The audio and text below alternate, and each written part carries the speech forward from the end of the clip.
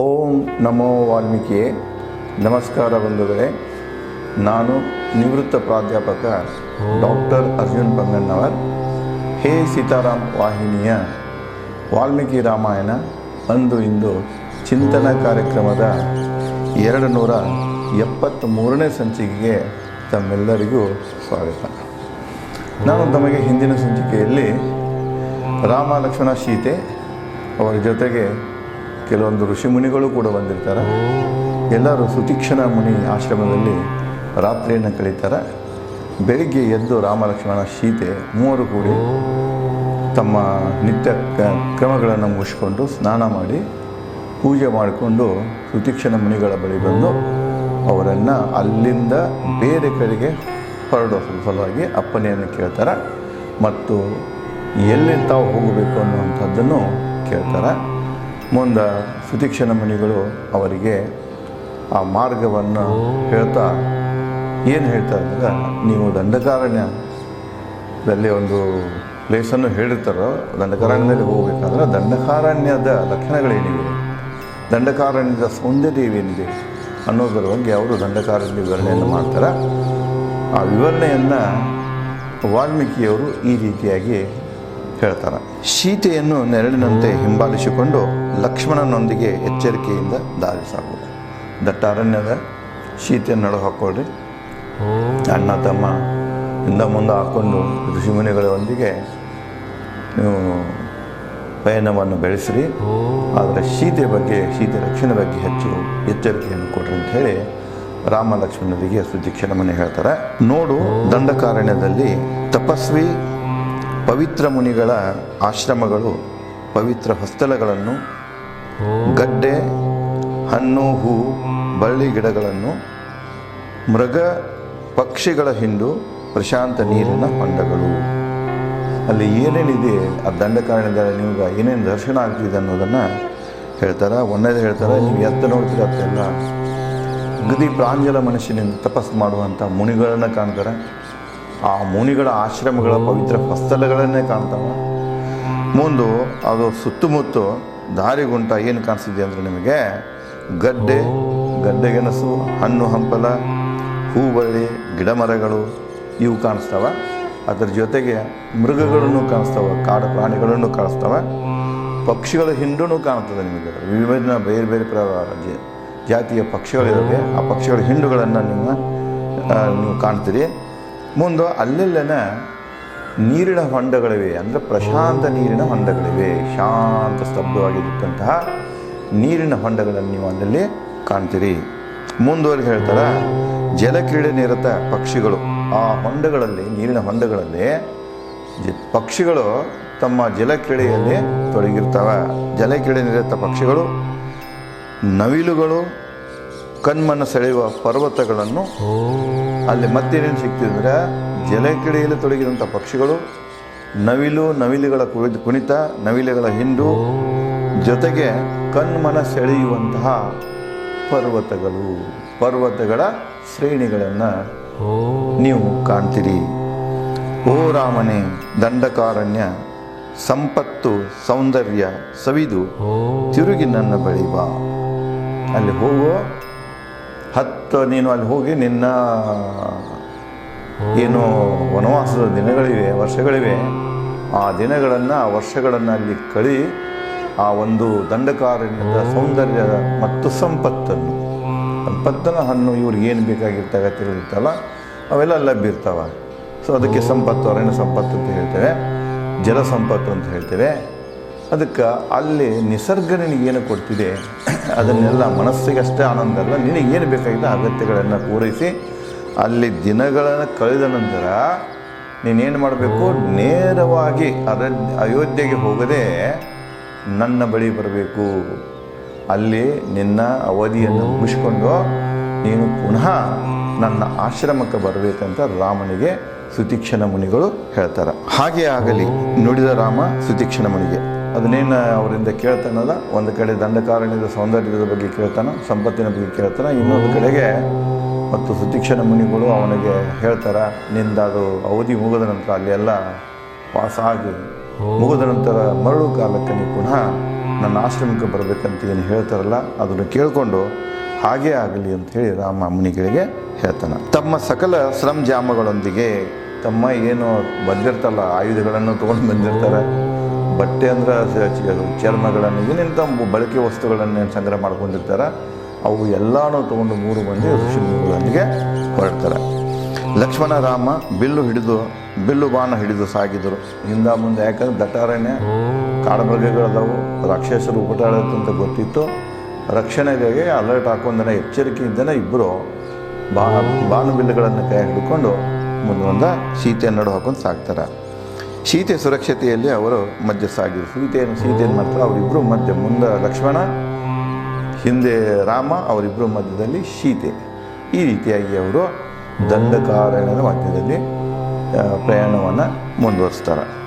ಸುತೀಕ್ಷಣ ಮುನಿ ಅಪ್ಪಣೆ ಪಡೆದು ಹೊರಟಾಗ ರಾಮನಿಗೆ ಸೀತೆ ಸ್ನೇಹದಿ ಪ್ರಶ್ನಿಸಿದಳು.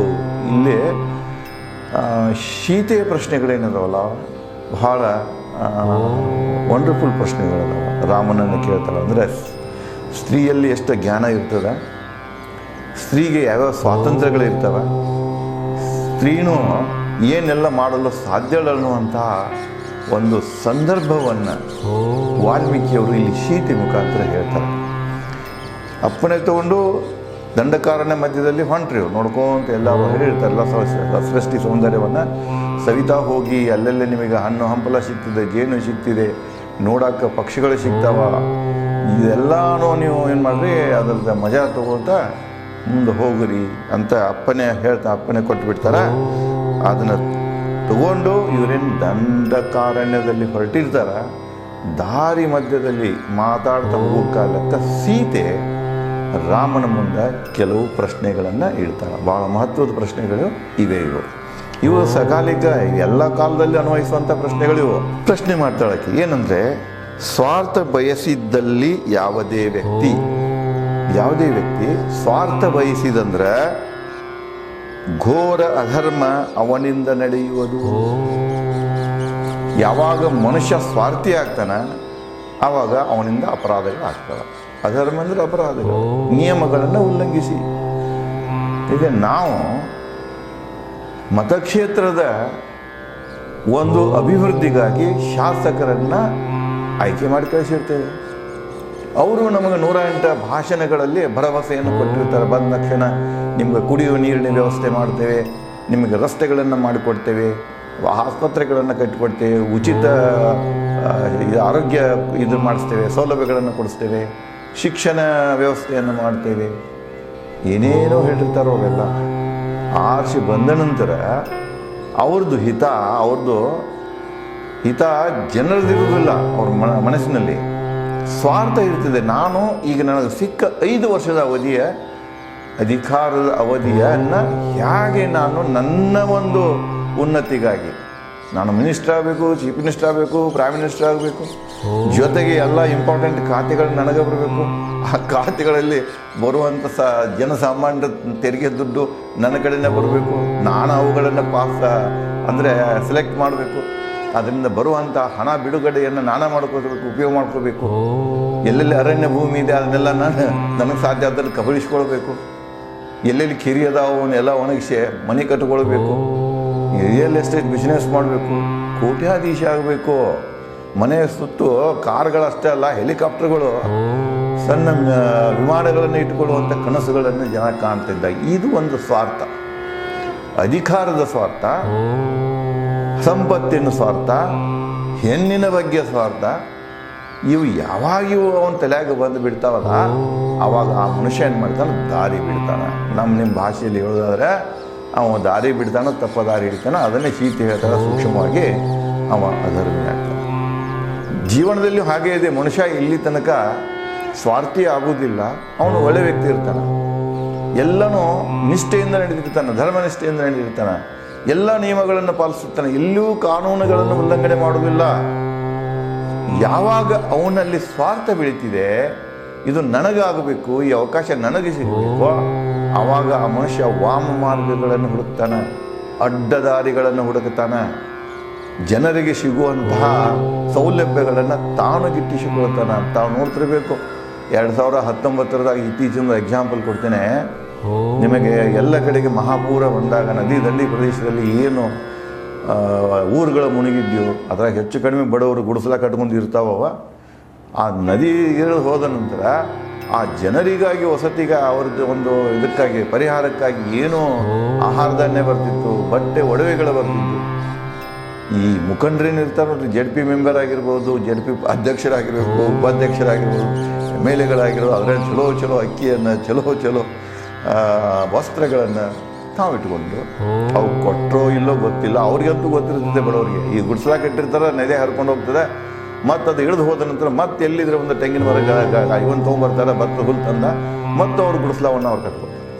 ಇವರು ನಂತರ ಏನು ಮಾಡ್ತಾರೆ ಅಂದರೆ ಅದನ್ನು ಉದ್ಯೋಗ ಮಾಡಿಕೊಂಡು ಯಾರ್ಯಾರೋ ಹೆಸರ ಮ್ಯಾಗ, ಇಲ್ಲದವ್ರ ಹೆಸರ ಮ್ಯಾಗ, ಅವ್ರ ಹೆಸರ ಮ್ಯಾಗ, ತಮ್ಮ ಸಂಬಂಧಿಕರ ಹೆಸರ ಮ್ಯಾಗ ಮನೆಗಳೆಲ್ಲ ಮುಳುಗಿ ಹೋಗ್ಯಾವ ಅಂಥೇಳಿ ಪರಿಹಾರ ತಗೊಂಡು ಸರ್ಕಾರದಿಂದ ಲಕ್ಷಗಟ್ಟಲೆ ದುಡ್ಡು ಹೊತ್ಕೊಂಡು ಹೊಡಿತಾರೆ.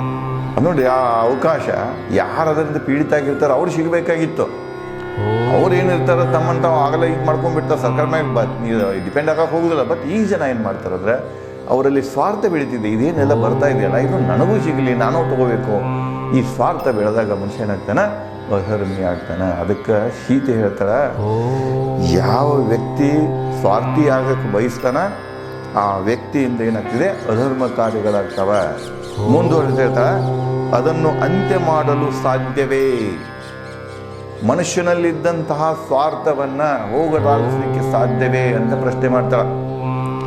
ನೀವು ಗೌತಮ್ ಬುದ್ಧ ಮತ್ತು ಮಹಾವೀರನ್ ತಗೊಂಡಾಗ ಹೇಳ್ತಾರೆ ಅವರು, ಮನುಷ್ಯನಿಗೆ ದುಃಖಕ್ಕೆ ಮೂಲ ಕಾರಣ ಬಯಕೆ, ಆಸೆ, ಸ್ವಾರ್ಥ ಎಲ್ಲ ಒಂದೇ. ಗುಣ ಎಲ್ಲ ಒಂದೇ, ರೂಪಗಳಷ್ಟೇ ಬದಲು, ಶಬ್ದಗಳಷ್ಟೇ, ಅಕ್ಷರಗಳಷ್ಟೇ ಬದಲು, ಒಳಗಿನ ಭಾವನೆಗಳೆಲ್ಲ ಒಂದೇ.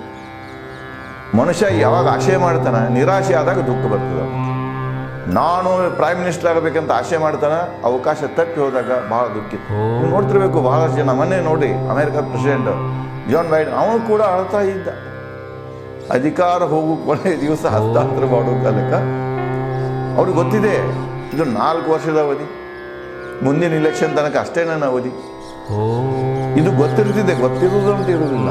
ಆದರೆ ಅಧಿಕಾರಕ್ಕೆ ಬಂದ ನಂತರ ಆ ಅಧಿಕಾರಕ್ಕೆ ಇಷ್ಟು ಅಂಟ್ಕೊಂಡು ಬಿಡ್ತಾರಲ್ಲ, ಅದರಿಂದ ಹೊರಗೆ ಬರಕ ಮನಸ್ಸು ಮಾಡೋದಿಲ್ಲ. ಅವರು ಅಲ್ಲೇ ಉಳಿಬೇಕಂತ ಏನು ಎಲ್ಲ ಅಧರ್ಮ ಕಾರ್ಯಗಳನ್ನು ಮಾಡಲಿಕ್ಕೆ ತಯಾರಾಗ್ತಾರೆ. ಇಲೆಕ್ಷನ್ಗಳಲ್ಲಿ ತಮಗೆಲ್ಲ ಗೊತ್ತಿದೆ, ಭಾರತೀಯರಿಗಂತೂ 1950ರಿಂದ ಇಲ್ಲಿ ತನಕ ಇಲೆಕ್ಷನ್ದಾಗ ಮತ್ತೆ ಹಳ್ಳಿ ಮಂದಿ ಹೋಗಿರ್ಬೇಕು. ಈ ಹೊಸದವ್ರು ಬಂದ್ರೆ ನಿಮಗೂ ಗೊತ್ತಿದೆ ಇಲೆಕ್ಷನ್ ಅಂದ್ರೆ ಏನು ನಡೀತಿದೆ. ಅಧಿಕಾರಿಗಳ ಆಗೇನು ಮಾಡಿರ್ತೀರಿ, ಇಲೆಕ್ಷನ್ದಾಗ ನೀವು ಅಧಿಕಾರಿಗಳಾಗಿ ಅಥವಾ ಇಲೆಕ್ಷನ್ದಲ್ಲಿ ಪ್ರಿಸೈಡಿಂಗ್ ಆಫೀಸರ್ಸು, ಪೋಲಿಂಗ್ ಆಫೀಸರ್ಸು, ಚುನಾವಣಾ ಅಧಿಕಾರಿಗಳು ಈ ರೀತಿಯನ್ನು ಮಾಡಿರ್ತೀರಿ.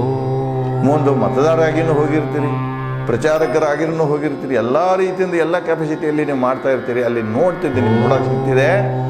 ನಿಮ್ಮಲ್ಲಿ ಕನಸು ಇದು ಇದ್ದರೆ, ಕಣ್ಣಿದ್ರೆ, ಮನಸ್ಸಿಗೆ ಕಣ್ಣಿದ್ರೆ ಅಲ್ಲಿ ಏನು ಅಧರ್ಮ ನಡೀತಿದೆ ಅನ್ನೋದು ಗೊತ್ತಾಗ್ತಿದೆ. ಅದಕ್ಕೆ ಈ ಅಧರ್ಮ ಕೆಲಸ ಏನಿದೆಯಲ್ಲ, ಈ ಪಾಪದ ಕೆಲಸ ಏನಿದೆಯಲ್ಲ, ಈ ಸ್ವಾರ್ಥದ ಕೆಲಸ ಏನಿದೆಯಲ್ಲ, ಇದು ದುಃಖ ನೀಡುವಂಥ ಬಯಕೆಗಳ ಕೆಲಸ ಏನಿದೆ, ಇದನ್ನು ಅಂತ್ಯ ಮಾಡೋಕ್ಕೆ ಸಾಧ್ಯ ಇದೆನಾ? ಇದರಿಂದ ಮನುಷ್ಯ ಹೊರ ಬರೋಕ್ಕೆ ಸಾಧ್ಯ ಇದೆನಾ ಅಂತ ಪ್ರಶ್ನೆ ಮಾಡ್ತಾರೆ. ನೀವು ಗೌತಮ್ ಬುದ್ಧನ ತಗೊಂಡಾಗ, ಗೌತಮ್ ಬುದ್ಧರು ಅವ್ರ ತಂದೆನೇ ಅವ್ರಿಗೆ ಭವಿಷ್ಯ ಕೇಳ್ಕೊಂಡು ಇವ ಬಿಟ್ಟು ಹೋಗಿ ಸನ್ಯಾಸಿ ಆಗ್ತಾನಂದ್ರೆ ಅದರಿಂದ ಅವನ ಇದನ್ನು ಮಾಡೋ ಸಲುವಾಗಿ, ಬದಲಾವಣೆ ಮಾಡೋ ಸಲುವಾಗಿ ಸಣ್ಣ ವಯಸ್ಸಿನಿಂದ ಅವನಿಗೆ ಎಲ್ಲ ವ್ಯಸನಗಳನ್ನು ಹಚ್ಚಿಬಿಟ್ಟಿರ್ತಾನೆ. ಅದಕ್ಕೊಂದು ಇದು ಬರ್ತಿದೆ, ಸ್ಯಾಚುರೇಷನ್ ಪಾಯಿಂಟ್ ಬಂದಿರ್ತದೆ. ಆವಾಗ ಅವನು ಏನು ಮಾಡ್ತಾನೆ, ಎಲ್ಲ ನೋಡಿರ್ತಾನೆ, ದುಃಖಗಳನ್ನು ನೋಡಿರ್ತಾನೆ. ಮಧ್ಯರಾತ್ರಿಯಲ್ಲಿ ಅಗದಿ ಯುವತಿ, ಅವನ ಹೆಂಡತಿ ಯುವತಿ 18 ವರ್ಷ ಅಂತ ಹೇಳ್ತ, ಕೆಲವೊಂದು ಕಡೆ ಬರಹಗಳು 18 ವರ್ಷದ ಯುವತಿ ಇರ್ತಾಳೆ.